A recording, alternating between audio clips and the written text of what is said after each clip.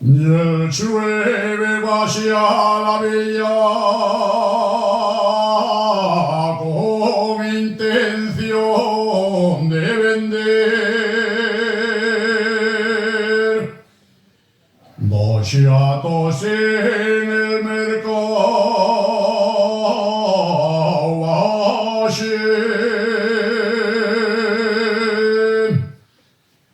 vacío con la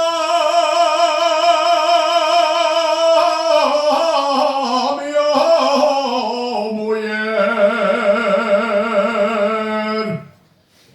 pero al llegar junto al fielato salió un guardia de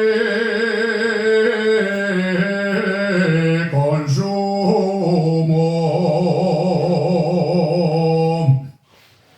Yo con mucho atrevimiento dije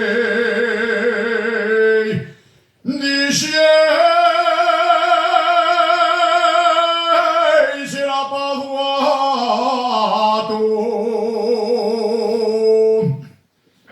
Eche otros dos pasequinos hasta llegar a Sisión. Salieron dos macepales, querían llevarme al cuartón.